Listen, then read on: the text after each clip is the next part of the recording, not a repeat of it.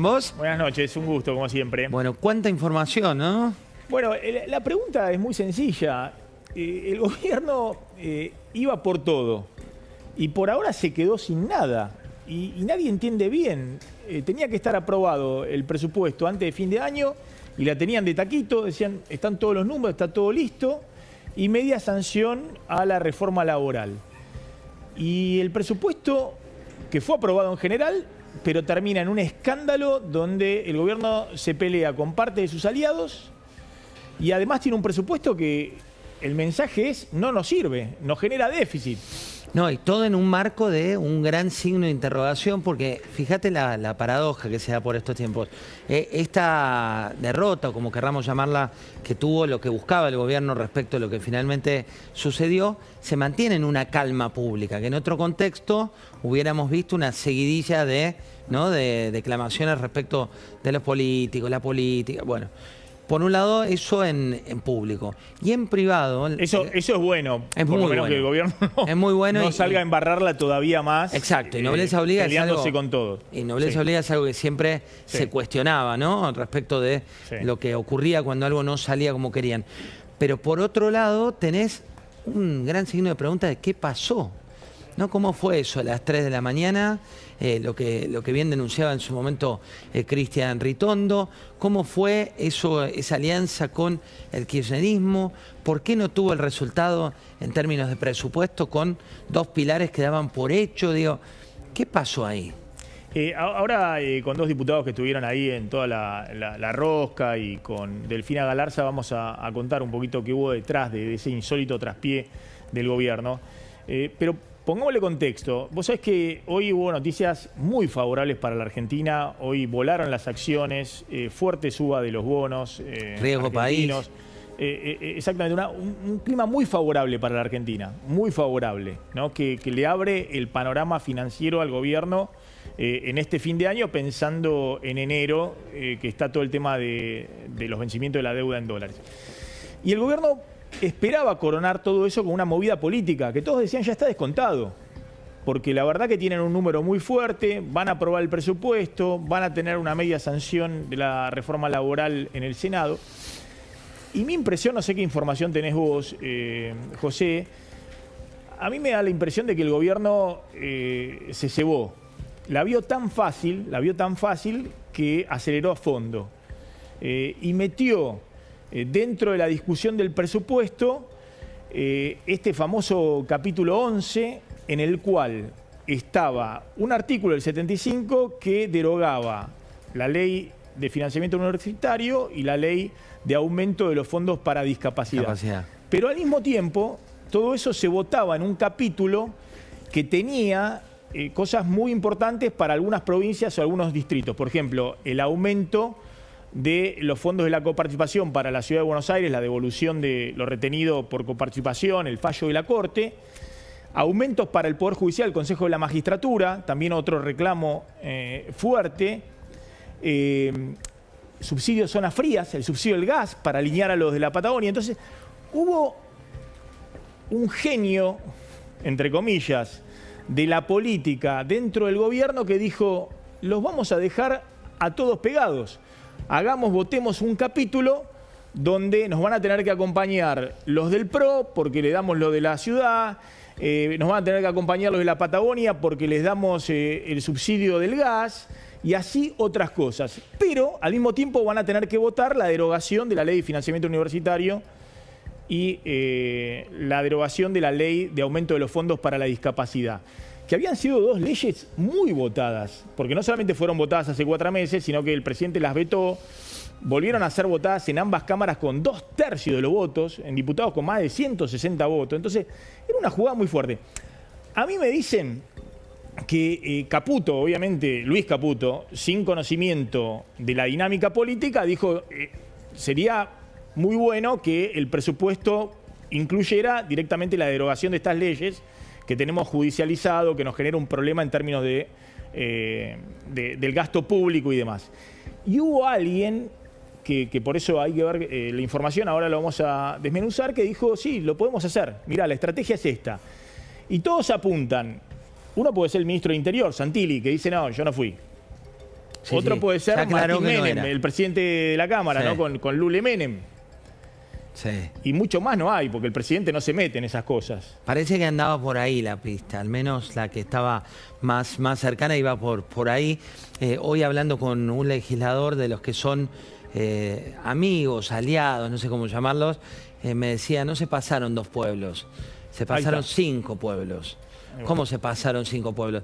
Sí, porque es desconocimiento, es no entender cómo funciona la Cámara y es creer que todo tiene un precio, cualquiera sea el tema. Y no es así, al menos, decía este legislador, no es para nosotros, que estaba enojadísimo porque, dice, habíamos acordado de esto, se había charlado de esto y no entraba ese capítulo 11 como estaba finalmente en este proyecto. Y ahí es cuando entra la Liga, Maxi, de todos sorprendidos, y entra la Liga también de decir, bueno, ¿por qué y quién lo hace?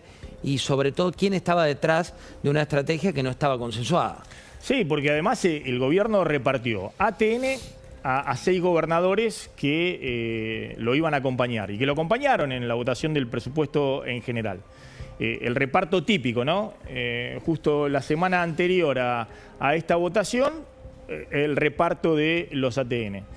Y después algo muy polémico, que fue la designación de los 3 auditores, la Auditoría General de la Nación, en un acuerdo entre el gobierno y el kirchnerismo directamente, que deja fuera al PRO, que sale denunciando un acuerdo espurio, diciendo que lo va a judicializar. La verdad que el gobierno puede decir, los del PRO no tienen otra cosa, nos van a acompañar y demás, pero son 12, 15 diputados que hoy el gobierno los necesita para el quórum. Y Ritondo ayer estuvo muy duro, porque a las 3 de la mañana,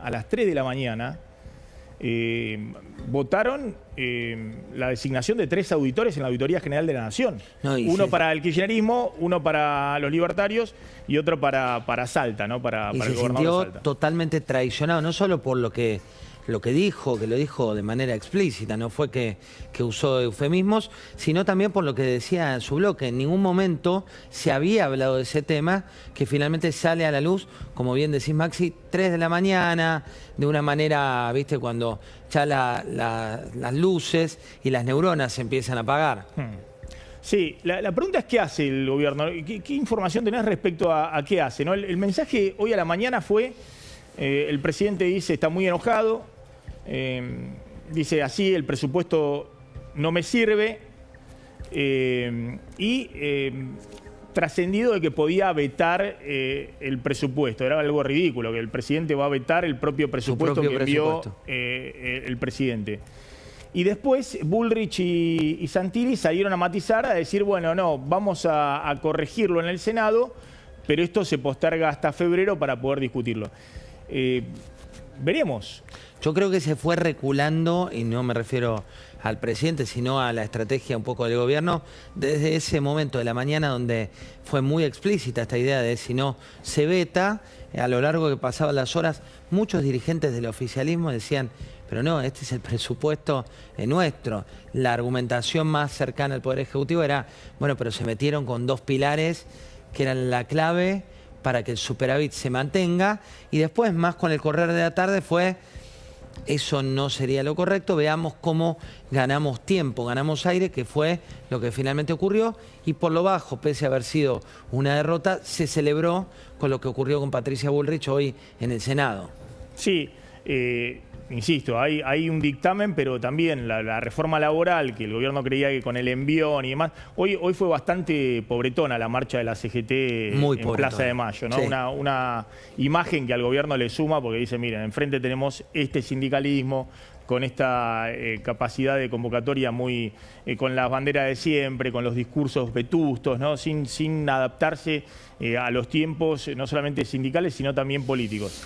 Pero el gobierno pensaba que podía votar contrarreloj antes de fin de año y darle media sanción en el Senado a la reforma laboral. Y esto también se posterga para febrero, ¿no?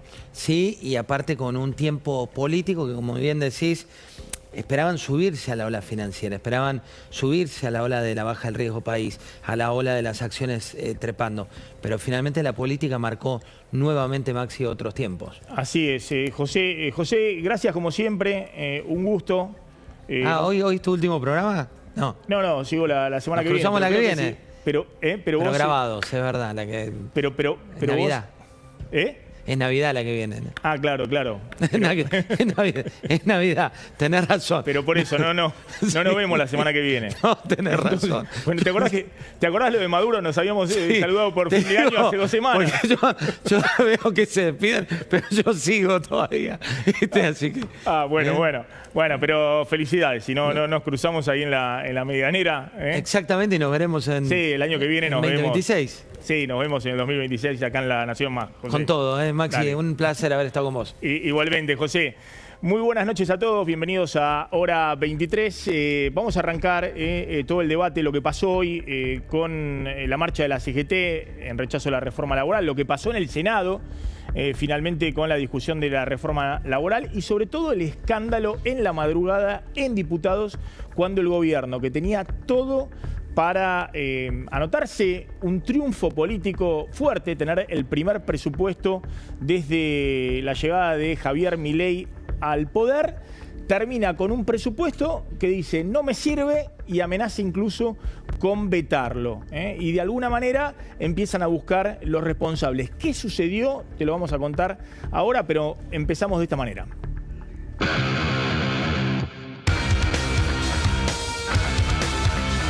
Estamos diciendo no a esta reforma laboral. El empleo, mal que los pese, no lo genera una relación laboral, lo genera la actividad productiva. Al que tiene condiciones de trabajo dignas se las quita. ¿Tienen los números para aprobar la reforma laboral en el Senado? Sí, claro. Un diciembre que no tiene que tener paz el gobierno. Hay una confusión a veces. No hay ninguna modificación estructural en el esquema de indemnizaciones. El gobierno tomó una decisión clarísima y esto vuelvo a repetir, la ministra Sandra Petovelo dijo no se saca ningún derecho esencial de los trabajadores.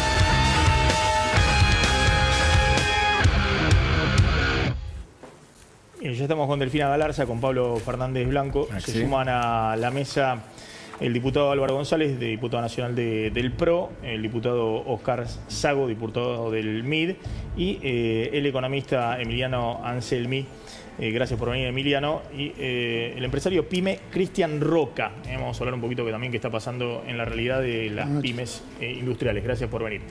Bueno, a ver, arrancamos. Quiero empezar un poquito con Álvaro González. ¿Qué pasó anoche, diputado? Que es diputado del PRO, que tiene ¿cuántos mandatos? 3 en la Nación y 2 en la ciudad. O sea, que conoce absolutamente todo. Que fui presidente de la Comisión de Presupuesto en la ciudad, así que... Exacto. En minoría sacamos. Y además está ahí en el bloque del PRO, codo a codo con Cristian Ritondo, que estaba muy enojado anoche. ¿Qué pasó? Que el gobierno tenía todo para cantar victoria con el presupuesto 2026 y terminó tal vez con una derrota política, ¿no? Bueno, a mí me parece que hicieron una muy mala evaluación desde muchos lugares. Lo primero que hay que decir que el artículo 75 apareció en el proyecto 48 horas antes de que el proyecto fuera al recinto. Eso no estaba cuando se discutió el tema en comisión. Perdón, tema financiamiento universitario y discapacidad. Sí, claro, artículo 75. Sí, discúlpame, no. Yo hablo como si todo el mundo supiera qué es lo que había ahí adentro. La derogación. Entonces, cuando uno mira los despachos que había sobre el presupuesto, había incluso algunos despachos, después puede contarlo mejor Oscar, en los que lo que se pedía era que se financiaran esos proyectos que habían sido aprobados por el Congreso, habían sido vetados y el Congreso había insistido. Entonces me parece que el oficialismo cometió el error cuando tenía una enorme oportunidad de tener presupuesto, el primero en sus 2 años. Entonces ayer pasaron 2 cosas importantes.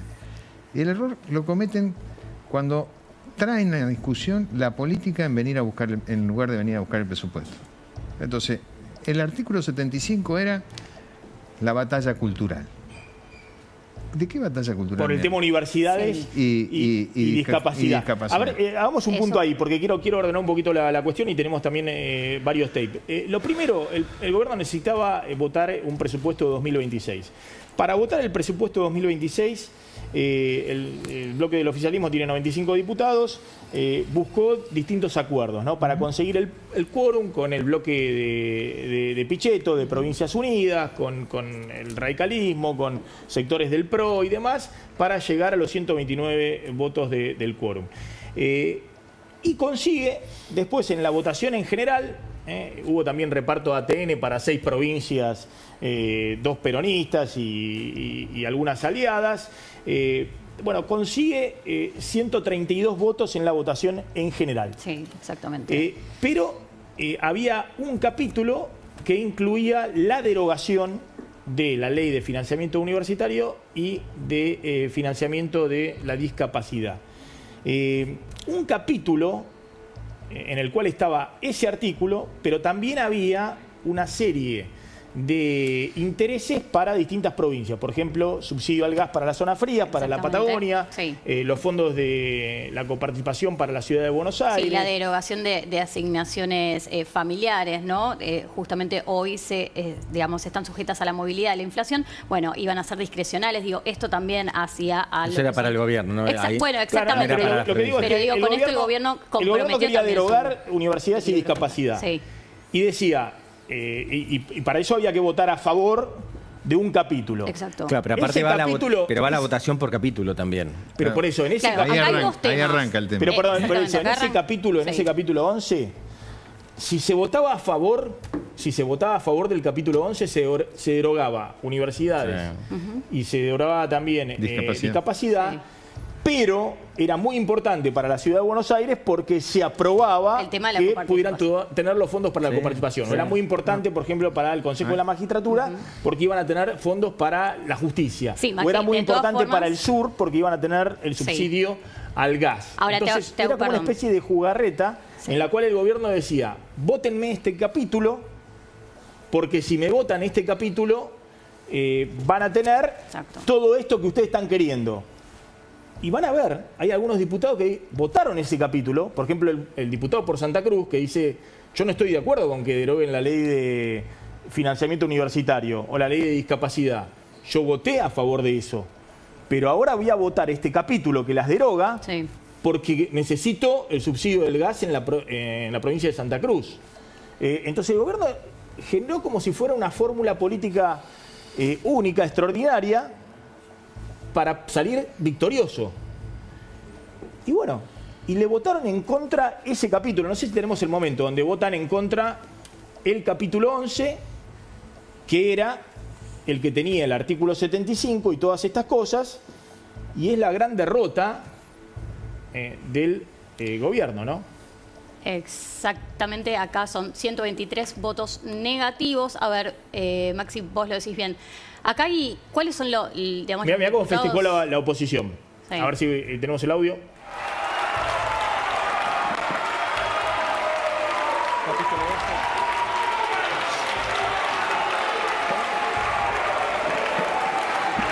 A continuación... Con ellos hicieron el acuerdo por la auditoría. Claro, además eso. Después festejaron juntos en el mismo, aplaudían todos juntos después.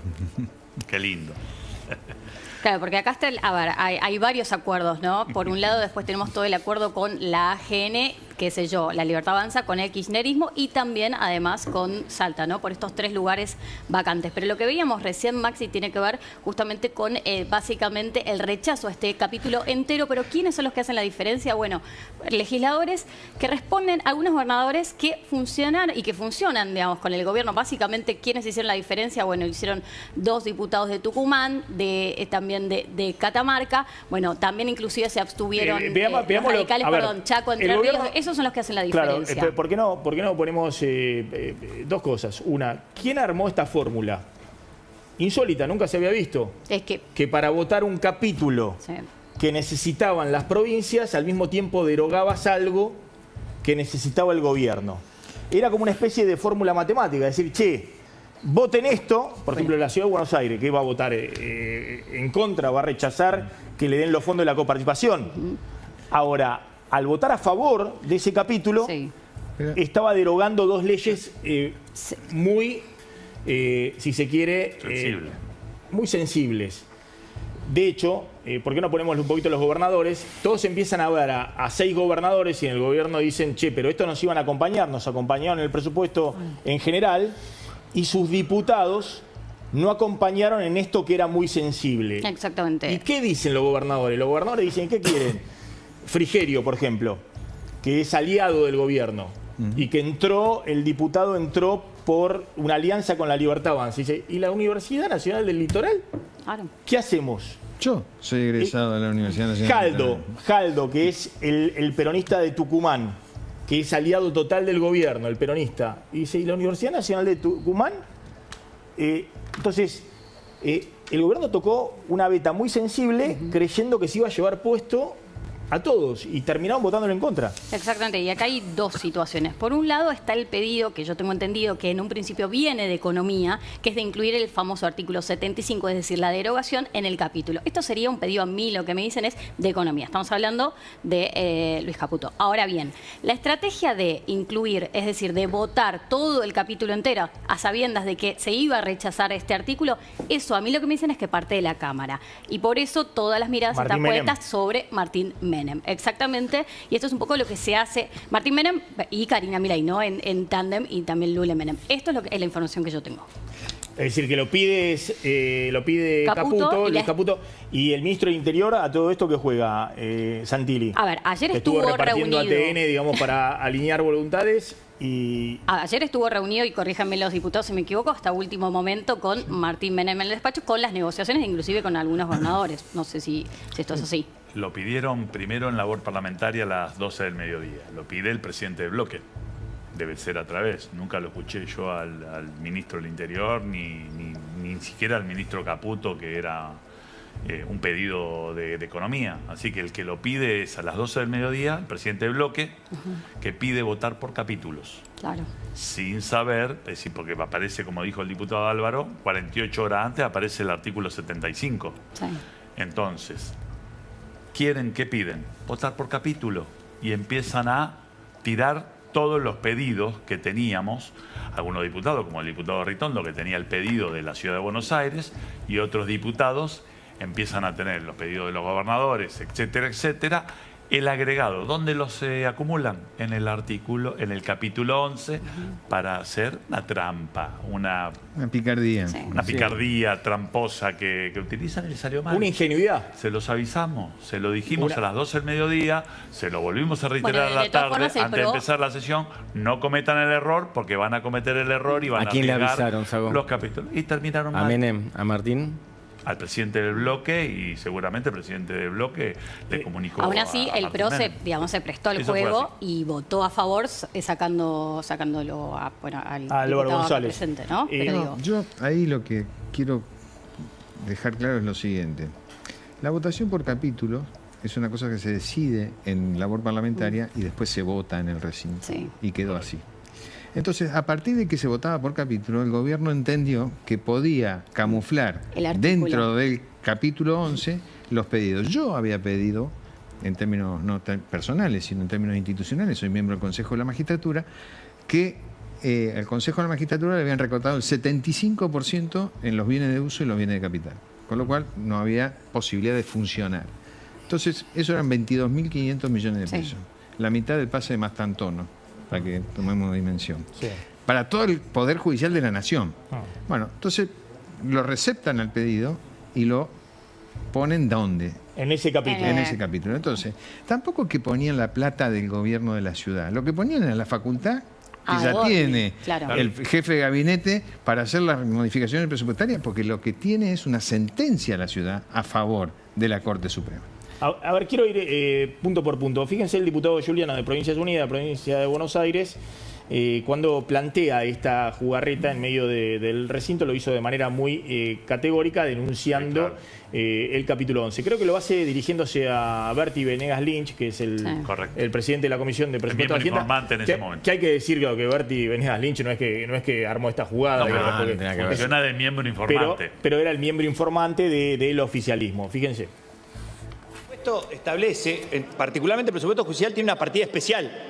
Podrían ponerlo tranquilamente ahí. Ya sé que te aburre a vos, campeón de la vida. Escuchame un segundito. Capítulo 9 dice de las provincias. Podés decir de las provincias y del gobierno de la ciudad. Capítulo 9. Y no le haces trampa a los discapacitados. Genio de la ocurrencia. Campeón de ubicar artículos a la medianoche. Y recontracagarte en la gente. Así nomás te lo digo en argentino. Te lo digo bien en argentino. Lo podés poner en el capítulo 9. Entra en el capítulo 9 y evitás que Giudice se angustie para que no se le mueva la planilla. Eso es muy bueno. El capítulo 9 argentinos dice de la relación con las provincias y podría decir de la relación con las provincias y el gobierno de la ciudad y meten el acuerdo político tranquilo. Entonces, pero no a costa de las universidades y de las personas con discapacidad. Atorrantes. Denuncia dice, bueno, hay un acuerdo político con el PRO, métanlo en otro capítulo, en el capítulo 9 de la provincia, no lo metan junto con universidades. Exacto. Porque si se vota a favor de eso, se está derogando el tema universidades. Y después denuncia, Juliano, también el tema de ATN, del reparto de ATNs. A ver. Decir que a esa cuestión de que venía a terminarse con la casta se puso a jugar de titular a la vieja práctica política más rancia. ¿Y de qué estoy hablando? De los ATN. Miren qué sorpresa, números bien fáciles para que nadie se confunda. En el último mes repartieron 66.500 millones de pesos en ATN. ¿Sabe a qué provincia se la dieron? A los que mandaron al arco como a Jaldo, que le dieron nada más y nada menos que 20.000 millones de pesos para poder construir este presupuesto. No hay que hablar con eufemismo porque si no, no se entiende la Argentina. Este presupuesto está saliendo con las prácticas rancias peores, las peores. Porque ¿sabe qué? Se le pega en la mano al que tiene la cuenta ordenada. Las provincias productivas que tienen las cuentas ordenadas, la extorsiono. La quiero partir al medio. Ese es el mensaje. Yo lo que le digo al gobierno, y lo digo con total humildad, ¿sabe qué es? Ya se intentó esa fórmula. También lo ponen a jugar a Jalil, por ejemplo, que en la cuenta electoral que tanto les gusta mencionar, ¿saben qué? Estuvo en el porcentaje que había sacado Unión por la Patria. Y ahora están los votos bien puestos porque recibe 10.500 millones el último mes. Bueno, lo que está denunciando es que algunos peronistas como Jaldo Jalil pasaron por Casca, cobraron los ATN, creo que también Salta, ¿no? De Gustavo Sáenz, y acompañaron en general, pero después lo abandonaron al gobierno en el capítulo 11. Con lo cual el diputado acá está equivocado. Con lo cual después los hechos mostraron que lo que decía el diputado no era del todo cierto. A ver. Es que eso fue, claro que sí, porque en la votación general acompañaron, pero en la particular, que es donde le duele al gobierno, no acompañaron. El diputado debería pedirle disculpas a Jaldo Jalil, no soy su vocero, obviamente. Bueno, quizá querían cotizar más alto el voto también, ¿no? Los gobernadores. Bueno, eso sería un contrafáctico. Los hechos que tenemos hoy es que no podemos dar nada por sentado en la política argentina, no se puede dar nada por sentado en diputados y menos en el Senado, al menos como lo veo. Ahora es probable de todas maneras que el gobierno tiene chance de remontar esto. Igual, en el Senado podría eventualmente remontarlo, haciendo algo distinto, obviamente, con respecto a lo que hizo anoche. Igual el diputado hace mención al arreglo rancio. No, eso estamos de acuerdo. Bueno, entonces no tiene disculpa a nadie, creo. Yo no estoy de acuerdo con el término acuerdo rancio porque lo hicieron todos. Es parte del juego político. Entonces, si le caemos a Milei, le tenemos que caer a Alberto, a Macri. No lo hicimos nunca, así que todos no. Todos no. Separemos porque si no la palabra todos siempre involucramos a todos. Hay un quid pro quo siempre en la política. Si no, viste, lo que los ensobrados son todos, te concedo lo del universal, Ahora, que hay juego en la política, hay juego. Claro, sí, obviamente esto de votar por capítulo fue una vivada. ¿No? Pero está claro que eso de votar por capítulo fue una vivada. Estamos de acuerdo con eso, ¿eh? Pablo, ¿cómo se explica? Es así, y yo te voy a decir una cosa. Como institucionalmente yo estoy también en el Consejo de la Magistratura, fui uno de los que le solicitó a Martín Menem que separara esos fondos y los pusiera en el presupuesto digamos, en la jurisdicción del Consejo de la Magistratura. Ahora, ¿qué es lo que te quiero decir? Yo pedí la palabra cuando se habilita el debate y les dije, miren muchachos, yo les agradezco, les reconozco haber tomado las dos iniciativas, tanto sea la de reconocer la posibilidad de que de los dineros de la ciudad a través de las modificaciones presupuestarias, como lo del Consejo de la Magistratura, ahora no entro en el plan canje. No, yo no voto esto. Pero fue el único. A ver, un segundito, porque quiero poner otro tema sobre la mesa, que es la designación de 3 auditores generales de la Nación a las 3 de la mañana, votándolo, a ver si vemos la imagen. Y el PRO saliendo a denunciar un pacto entre los libertarios y el kirchnerismo. Esto pasó, vamos con la información. Esto pasó a las 3 de la mañana, 3 a.m. de esta madrugada. Exactamente. Sí. A quien, bueno, ahí vemos. ¿Cargo de auditor general de la Nación? No, ahí ya no, está bien, muy bien. Sí, juro. Queda usted designada. Son las designaciones de... Doctora Gita Mónica Almada. Claro, esa es la... Nos tuvimos en la juración. Claro, pero no importa más allá de este caso. Son 3 auditores. Una Mónica Almada, que es alguien bien conocido del PRO, del radicalismo y demás, que es por los libertarios. Otra es la que veíamos antes, que es alguien de Salta, de Gustavo Sáenz. Y otro es Juan Forlón, un camporista directamente. Un kirchnerista, Máximo Kirchner directo. Entonces, era diputado. No, era auditor. Se le venció el mandato, ahora se está renovando. Y ahora, bueno, entonces reparten a las 3 de la mañana 3 cargos muy importantes. Son cargos de sueldos muy altos, son cargos que todos aspiran en la política cuando dejan una diputación, lo que fuera, a las 3 de la mañana. Sí, y a ver, y con una promesa que también estaba, ¿no?, dentro de las negociaciones con PRO de, bueno, justamente había una promesa de incorporarlo a Jorge Triaca. Esto también fue... Pero perdón. Y sale Ritondo, ahora sí, mostrémoslo a Ritondo, no sé si hay un poquito más de información, pero bueno, esto decía Ritondo. Presidente, este bloque, el PRO, el que lo viene sosteniendo, como hasta recién, en las votaciones, va a ir a la justicia a declararlo inconstitucional. Que le quede bien claro que la falta de códigos, de respeto con los compromisos asumidos, corre por cuenta de la Libertad Avanza y por quien preside esta Cámara. Muchas gracias. Bueno, ahí está Ritondo denunciando este pacto entre el kirchnerismo y el gobierno. Uno no sabe bien un acuerdo para repartir esto que era parte del acuerdo general, digamos. Bueno, sí. Lo que hay que saber es que este tema no estuvo nunca en esta sesión. No estuvo ni en la labor parlamentaria. De la madrugada. Se introdujo después de la votación. Una noche rara. Pero, a ver, yo no tengo, digamos, no me pongo colorado porque se pongan de acuerdo.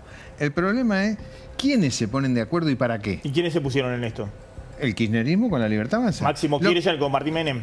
Y supongo, no sé si Máximo Kirchner, no me consta que sea él en persona. Sí. Te quiero decir que los que votaron esto, y los 2/3 lo logran los 2 bloques que tienen 90 diputados. Bueno. Si no, no logran los 2/3 para poder tratarlo. Tratar un tema que no dijiste que ibas a tratar. Lo metiste por la ventana. El otro tema es lo que pasó hoy en la Plaza de Mayo, la CGT con la marcha en contra de la reforma laboral, y esto es lo que decía uno de los titulares de la CGT, Jorge Sola. La reforma tributaria va a embajar el derecho de los trabajadores. Y por último, para poder reprimir, quieren reformar penalmente la ley. Efectivamente, esas 3 fases son las que vienen en el proyecto de este gobierno. El contrato social lo quieren romper. Ya no les interesa que los trabajadores seamos parte de la discusión de un mundo productivo. Quieren romper con el sistema previsional. Quieren romper con el sistema de salud. Quieren debilitar la acción colectiva. No hay libertad si no hay justicia social, les pese a quien les pese. Este es el primer paso de un plan de lucha. Sigan sin escucharnos y se encontrarán con la profundización de este plan de lucha. Terminaremos en un paro nacional en todo el país, compañeros. Anunciando un paro nacional, no sé cómo vieron la manifestación, si hubo mucha gente, poca gente.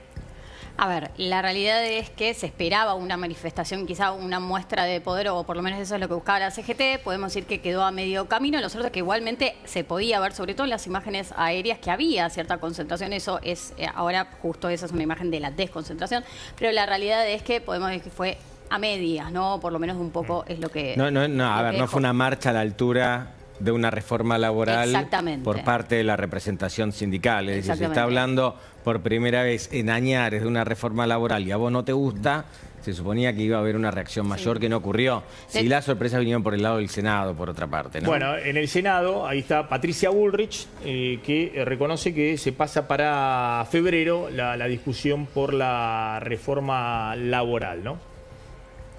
Hemos hablado con distintos bloques, inclusive con Juliana y Tulio, y vamos a firmar un dictamen para dejarlo abierto a modificaciones y les proponemos pasar el debate al 10 de febrero para tomar en cuenta lo que ha sido el pedido que han hecho muchos sectores de poder trabajar esta ley, así que en vez de discutirla el día 26, sí quisiéramos que nos acompañen a discutir el día 26 el presupuesto nacional, que es una institución importante para el país, inocencia fiscal, que está entrando después, por supuesto, cada bloque vota como quiere, pero estamos dispuestos a pasar...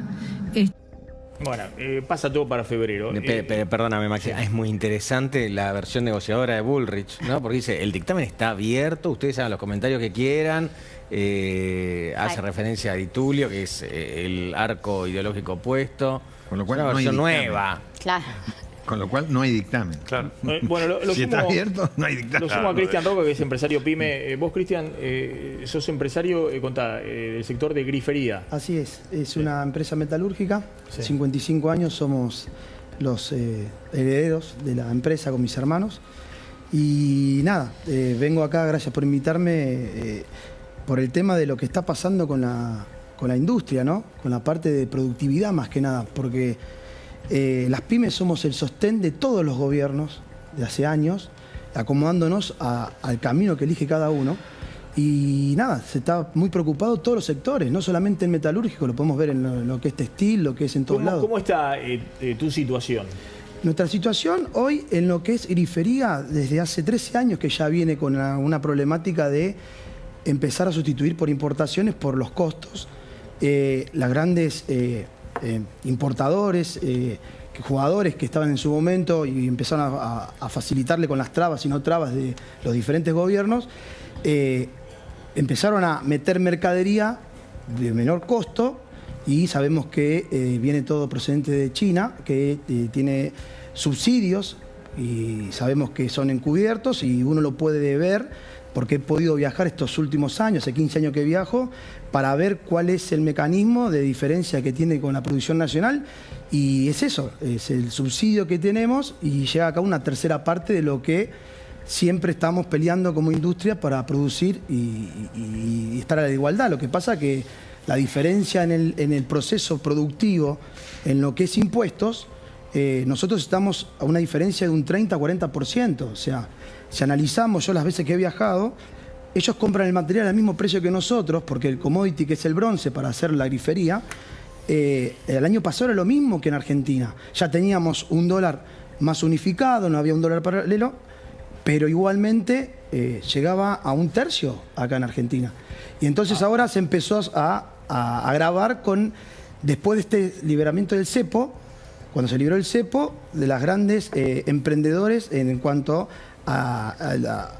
digamos, a las grandes importaciones. Y el gobierno dice, bueno, está bien, entonces te voy a bajar los impuestos, te voy a hacer la reforma laboral para que puedas competir. No llegás igualmente porque no estamos peleando contra los industriales chinos. Nosotros estamos peleando contra el Estado chino, porque geopolíticamente China se está metiendo en todos los lugares donde ahora ya el eje mundial está cambiando. Perdón, o contra el Estado argentino. No, contra el Estado chino. Pero porque si el que te pone los impuestos es el Estado argentino. Sí, pero lo que pasa es que permite la gran apertura en importación, ¿sí? Que cualquier individuo puede importar. En los últimos 6 meses se inscribieron 9.000... ¿Cuál es el problema con poder importar? ¿Cuál es el problema? No hay ninguno. Nosotros estamos de acuerdo que Argentina se posicione en el mundo, ¿sí? Que seamos reconocidos en el mundo y que otra vez tengamos renombre en el mundo. Pero lo que es en la industria, no hay consenso de cómo guiar la reestructuración de las industrias. ¿Cómo está la venta en tu sector? Ha caído en todo segmento de construcción un 60%. 60% de caída de venta. Exactamente. Hoy estamos con una capacidad del 40% porque se frenó la actividad. ¿Cuántos empleados tenés? Nosotros tenemos 25 empleados, yo tengo muchos centros mecanizados, tengo automatizaciones, tengo robótica. He copiado el sistema de producción de alta escala de China que en Argentina no funciona porque no somos de alta producción. Y así todo, o sea, con esta apertura discriminada a la importación, nos lleva a tener que buscar un camino de reestructuración. Porque ya no solamente nosotros tenemos un canal de distribución de fabricantes, centro de distribución comerciantes y el consumidor. Ya directamente las grandes cadenas fueron a buscar nuestros productos de la construcción a China, saturando el mercado, y ahora tenés emprendedores o consumidores finales que traen directamente. Que importan a través de y entonces de las plataformas. estás cortando todo el proceso productivo. Está bien. A ver, lo sumo a Emiliano Anselmi. Querés escucharlo a Kicillof, pero dice más o menos lo mismo, ¿no? Que la situación... a ver... Un gobierno que está de espaldas a la producción, al trabajo. Hoy a la mañana hicimos ahí en el Salón Dorado, la Gobernación, hicimos una reunión con 80 dirigentes de las pymes de la provincia de Buenos Aires. No fueron consultados, no están de acuerdo y están pasando una crisis terminal. Apelar no es un tema judicial. Creo que sí necesitamos que quienes representan al que labura, tengan en cuenta que esta ley al que tiene condiciones de trabajo dignas se las quita. No sé cuándo en la historia, en tan poco plazo, se perdió 250.000 de puestos de trabajo según estadísticas oficiales. No hay sector que le vaya bien. ¿Y qué de esto va a mejorar con esta ley? Nada. Vos, Pablo, tenés lo de empleo, ¿no? Que hoy sí, hay números de empleo, llamativamente no le dan mal al gobierno, pero por una particularidad que ahora mismo te lo cuento, el número de desempleo dio 6,6%. Esto es una desaceleración con respecto al trimestre anterior. Esto es del tercer trimestre. El trimestre anterior, el segundo trimestre, había dado 6,9%, con lo cual hay una desaceleración. Perdón, eso es con respecto a 2024. Y hay una desaceleración con respecto al trimestre anterior de 7,6%. Que era 7,6. La particularidad, Maxi, es que, dicen los especialistas, que está aumentando el empleo informal y el cuentapropismo, cosa que pueden cubrir otras cosas, ¿no? Menos calidad de empleo. A ver, Emiliano. ¿Qué está viendo en este combo, ¿no? El gobierno que se le posterga presupuesto, reforma laboral pasa para adelante. Bueno, hay un tema con las empresas pyme que dicen bajame impuestos, sacame reforma laboral, qué sé yo. Yo los escucho, pero el dato saliente hoy al mercado fue que el riesgo país está llegando al mínimo casi de la gestión Milei. 570 puntos básicos, igual que hace un año, pero es el mínimo, estamos a 100 puntos a acceder al mercado. Así que el mercado internacional, los grandes inversores, digamos, miran una película más grande, digamos, y que el gobierno despejó el horizonte político y esta semana hizo un guiño al FMI y al mercado con la acumulación de reservas, se alinea a lo que querían los bonistas y lo que quería el fondo, tolera un tipo de cambio un poquito más alto porque la banda va a tener un poquito más de espacio y eso te pone muy cerca hacia el mercado. Y si el gobierno hacia el mercado, digamos, se puede alinear los planetas, digamos. ¿Qué significa? Básicamente que se va a conseguir financiamiento para todas las empresas y que el dólar real de equilibrio de todo el año es más bajo porque van a entrar más dólares por la cuenta financiera. Te lo pongo de otra perspectiva. En diciembre el Tesoro está comprando muchos dólares, casi 600 millones. Muchos piensan, bueno, compró por la liquidación de trigo. No, el trigo viene en mínimos históricos de liquidación del agro. Son todos entradas de dólares financieros. Es decir, las empresas están tomando grandes, las empresas grandes, no la pyme de Roca, sino empresas grandes, sí, del otro Roca, de YPF, de Vista, las empresas grandes que están saliendo a buscar financiamiento. Ahora, la pregunta es esta, ¿no? Empleo y actividad. Porque parece haber una disparidad muy grande, digamos, la construcción no arranca, las industrias dicen vamos para abajo. el comercio en algunos sectores está más flojo. Entonces, ¿qué se puede esperar? Parece haber un problema, como dice el señor, incubándose para el 2026. Yo no lo niego, por supuesto, pero sí desmiento a Kicillof, que dice el número de destrucción de empleo desde noviembre del 23 son 140.000 puestos de trabajo. Como decía Pablo, el desempleo está en el mismo nivel que tenía este anterior. Son números que no te van a torcer la macro. El gobierno logra activar, digamos, conseguir la desinflación, acaba de arrasar en la elección. Si más o menos mantiene la actividad económica a este nivel, para mí sigue bien perfilado para el 27, a pesar de una economía a 2 velocidades. Métete, Álvaro, lo que tengan. Tengo mi opinión sobre el modelo. Si el modelo es que vos tenés que acumular dólares y lo único que haces es sacarte los dólares de adentro porque todo lo que traes para sostener la inflación baja lo traes de China, entonces no entiendo, ahí hay una contradicción. O sea, yo no voy a poder nunca atesorar dólares y se lo estoy dando a los importadores para que los importadores traigan la mercadería barata y en ese caso empieza a sufrir la industria nacional. Entonces, lo que yo creo es que la Argentina necesita, más allá de arreglar la macro, que la micro también empiece a tirar. Porque si no arreglás la macro, hoy estuve con un representante de estos fondos multimillonarios, billonarios, y me decía que para los países emergentes hay mucho apetito de colocar dinero y que la Argentina podría ser uno de ellos. Están colocando plata en África a riesgos infernales. Ahora, lo que sí también te digo, que eso no va a solucionar lo que le pasa a él. Y nos pasa mucho, discúlpame, porque nosotros participamos en las cámaras y es un análisis que hacen todos los industriales de diferentes rubros. No estoy hablando del metalúrgico, de productividad de construcción. Y te cuento una, o sea, está perfecto, ahora vamos a inversiones de petróleo, inversiones de litio. Estamos todos los que trabajamos en la construcción, bueno, vamos a nuestros clientes de Catamarca, vamos a vender más productos de construcción. Vamos a Vaca Muerta. ¿Y? No, ya hay grandes jugadores que ya negociaron traer las casas de contenedores de China para esos lugares.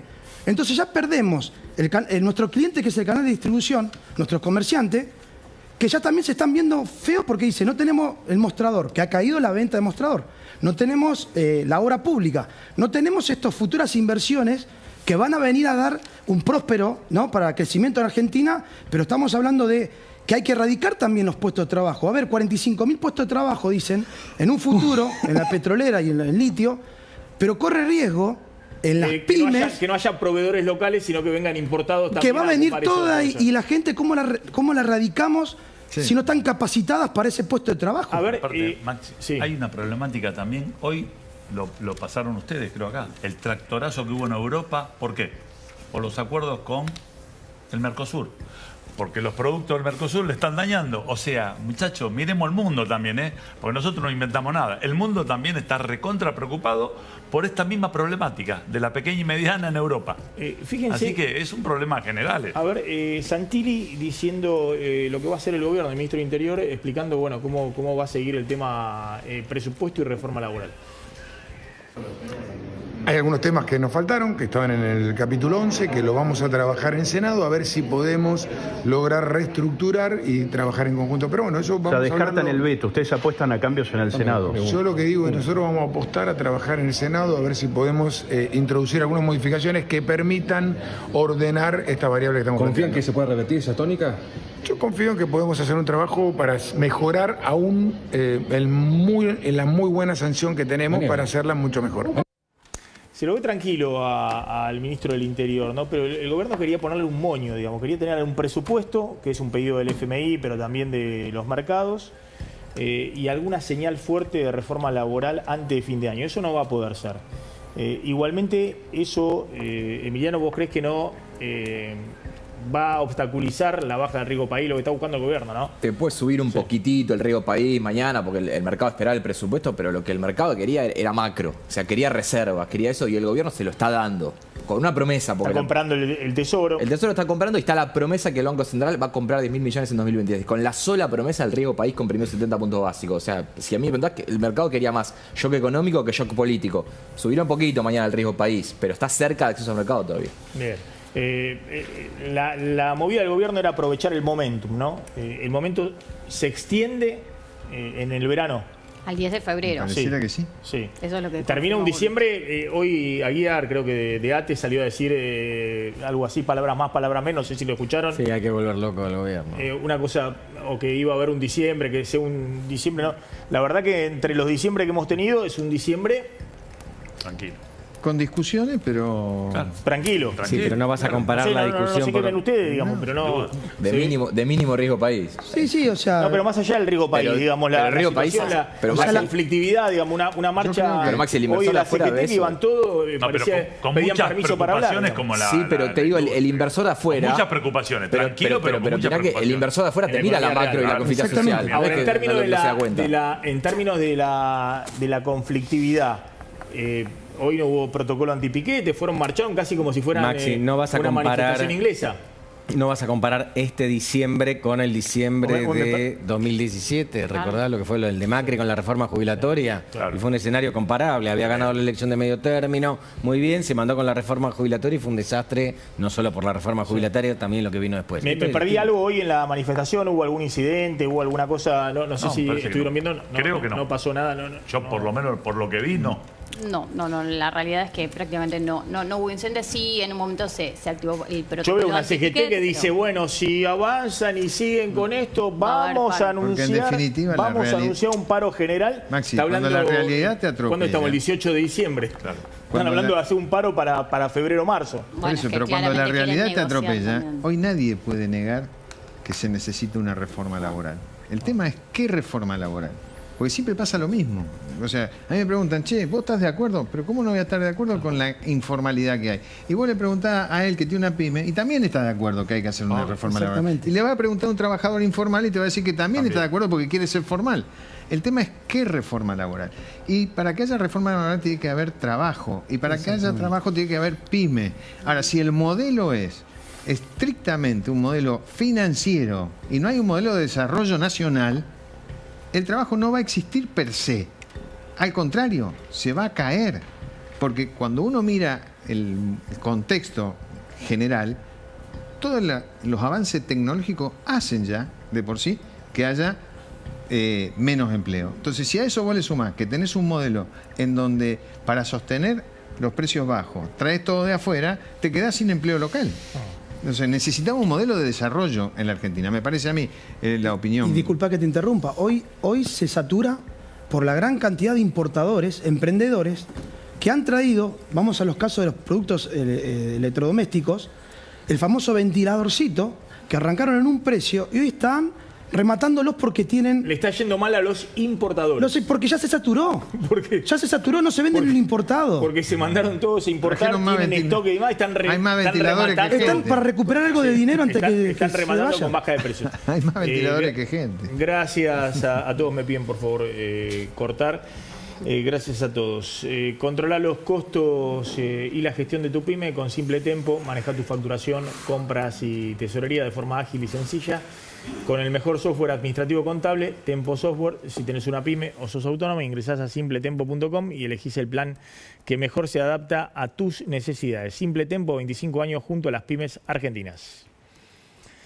E-Bike llegó con todo, la concesionaria con mayor innovación tecnológica del país. Está en La Plata, en Avenida 13, entre 526 y 527, con entrega inmediata en absolutamente todas las unidades. Contactate ya con Bike La Plata.